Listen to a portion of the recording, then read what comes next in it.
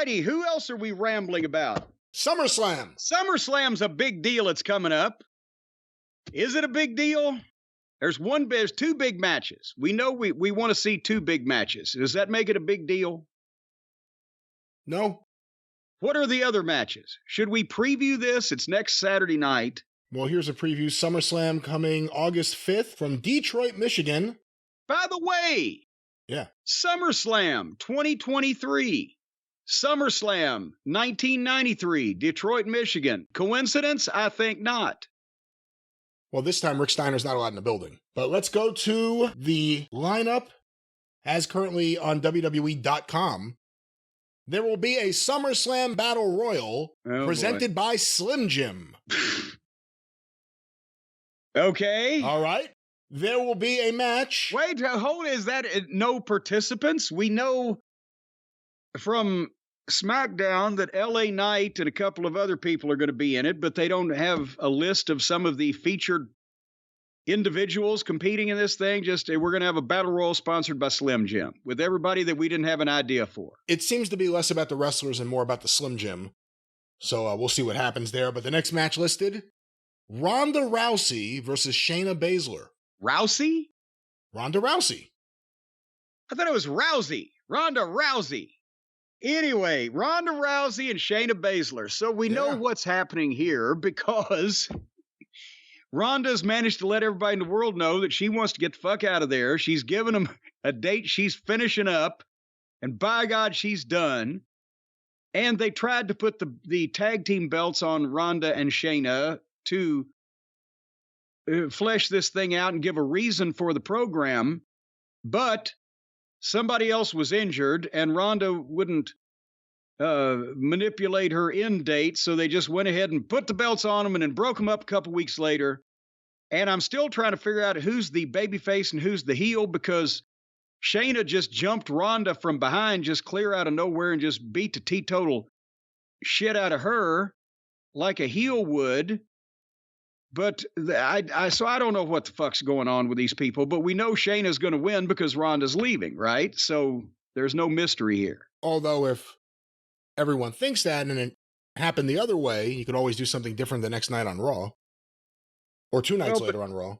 Well, and that's true, because they don't mind pissing the people off that bought the pay-per-view anymore, because nobody buys a pay-per-view anymore because it's all on the cock for $5 a month. Well, Jim, the next match, former Cast Media client Logan Paul versus Ricochet.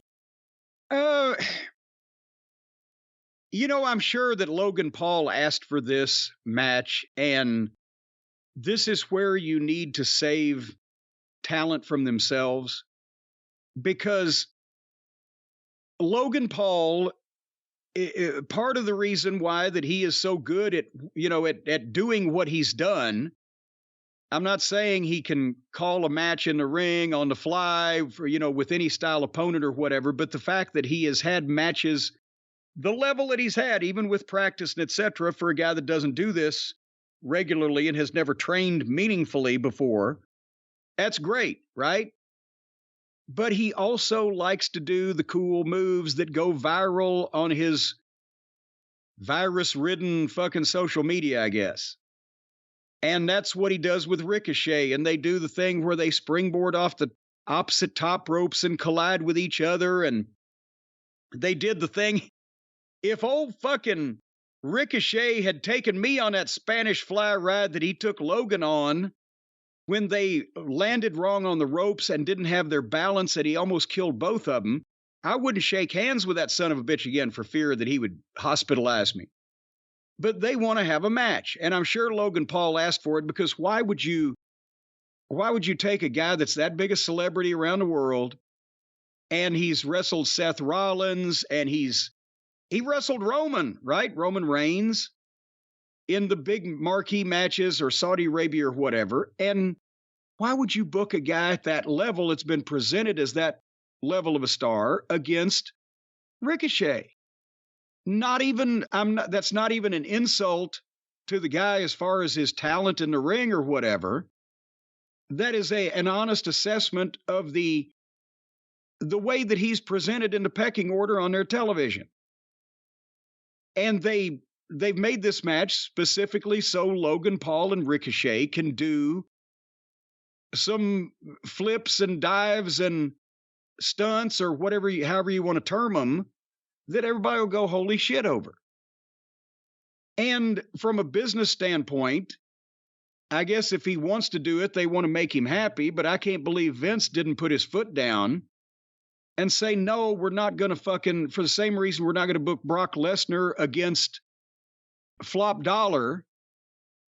We're not going to book a main event celebrity attraction that Saudi Arabia pays money for and that does ratings against a mid-card guy because it takes some of the special away from Logan Paul. And so they can press the envelope or push the envelope on the stunts and take a chance on him getting fucking hurt. So just to have a match that Logan Paul and Ricochet will have fun and do crazy stunts in that won't sell one ticket or entice any fan to watch it on purpose, I don't see the reason for that. I don't know. I don't have a problem with it. I'm actually intrigued to see, because Ricochet's I guess, the greatest high flyer in WWE. And we're going to get to see him against someone who tends to do these things that you wouldn't think a newcomer would be able to do. It's going to be interesting to see a WWE style of high-flying match versus what we see all the time in AEW. If they'd have started 2 months ago, what do you think they could have got in terms of drawing power, promos, segments, Logan Paul versus LA Knight? But the problem with that, maybe what I was about to say about the Ricochet thing, the biggest reason why I don't have a problem with it is name a match that Logan Paul has won. So you think they're just doing this to give him a win? I don't think it's just that. I think it'll be a spectacular match. They're going to create some kind of viral moment. You hit the nail on the head. But I also think I can't think of too many matches. I can't think of any matches off the top of my head that he's won. He's come in a bunch of times now. It's not just a one-off thing. He's almost a semi-regular now. Has he won any? If you're going to do anything with him, if you put him in there with LA Knight, one of those guys has to lose. I mean, it may be something down the road. I wouldn't want that right now. I think he needs a win. He needs to beat someone. Ricochet is mid-card, so it doesn't mean as much as him beating maybe someone upper card, but you'll get a spectacular match that people in the building will like, and hopefully you get a Logan Paul win. And then we can have Logan Paul and LA Knight. Mr. Hollywood, Logan Paul, big celebrity, and here comes LA Knight and the promos, and people would, because the people dislike Logan Paul somewhat naturally, and they're apeshit over LA Knight. That might be an idea for next time they go to Saudi Arabia. Well, for the record, LA Knight is not currently listed on the lineup. Well, no, if on SmackDown, he gets a pre-tape where he basically tells old Sheamus that he'll be in the Battle Royal. Yeah, so well, hopefully he wins that Slim Jim. But Jim, the next match, snap into it. The Intercontinental Champion, Gunther, versus Drew McIntyre. You know, I love Gunther. I don't know if I'm going to like this match. I like Gunther and Ilya. I like Gunther and everybody. I guess Yeah, you liked him and Riddle. Yeah, but here's what I'm afeared of. Drew McIntyre was holding him up for a new contract because he wanted to approve his creative. They better not beat Gunther and put the fucking belt on him. Maybe he was just happy just to be working with Gunther or whatever. There's nothing wrong with Drew McIntyre. He looks good. He's got the size. He can work. He can talk. And he's been there and been doing all those things for several years. I've kind of seen it. Real quick side question. What would you do with Drew McIntyre right now? Just because he was a main eventer, he was a world champion during the pandemic. He's got size, he's got a look, but there's something that just feels not hot about him right now. Well, and the problem is they want heroes for the United Kingdom. I'd turn him heel. I'd fucking have him stab all of his countrymen in the back. He could hospitalize Butch and fucking have Ridge arrested and stab Sheamus in the back. Have Ridge arrested for what? I don't know. That'd be a real heel move.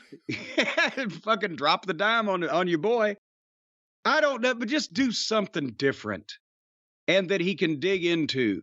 And remember when they were doing the sword thing and they kept having problems with the special effects where he would obviously not cut the rope and the rope would just whatever the fuck. For the same reason that I guess Vince just thinks that Charles Dickens is still alive, but all of the guys from the United Kingdom or the Irish guys or the Australian guys or whatever, they look like fucking, I'm not even stereotypes of the 1850s, the brawling fucking brutes. My God, we've made fun of Butch. He's a Dickens urchin. And is there anything about Drew that's contemporary UK? Is there something going on now like the Sex Pistols that's really cool there now for young people? Not like the Sex Pistols. I don't fucking know.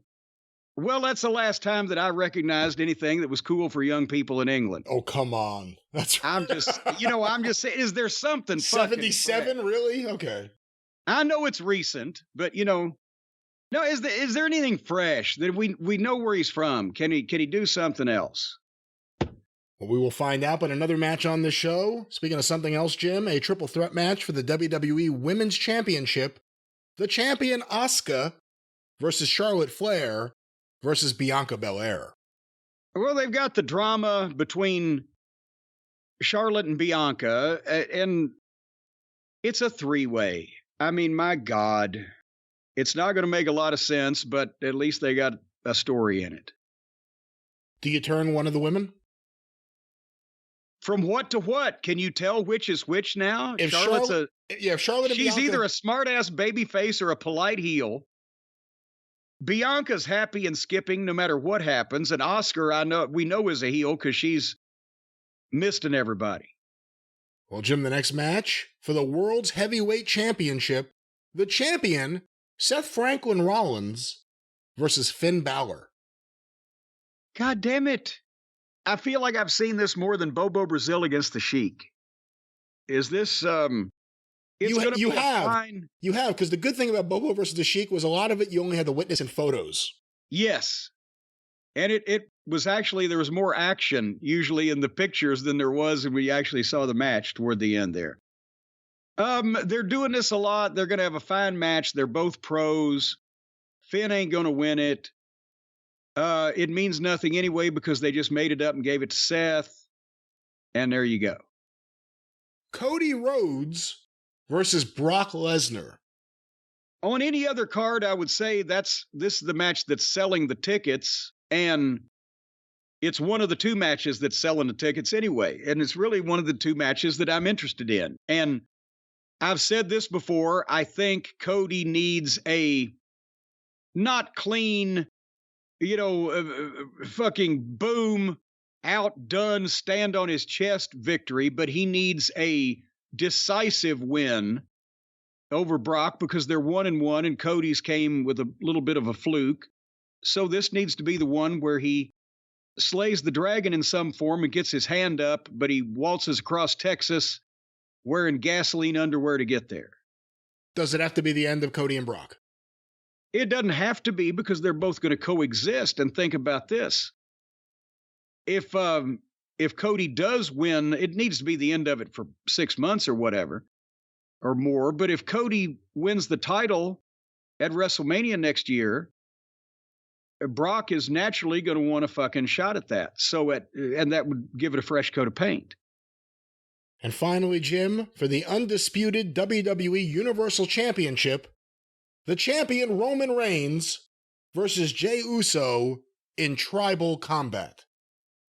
And we found out that tribal combat means anything goes. Lazy booking. I hope they don't. Jay did the promo where he said, I can take that woman's shoe and hit you. I hope they don't really garbage it out. I mean, it's a main event in the WWF. There's going to be some kind of piece of furniture, probably the announce desk, maybe a chair involved, whatever. But I hope they don't make it look visually ridiculous by setting the stage or the ring with gimmicks and props.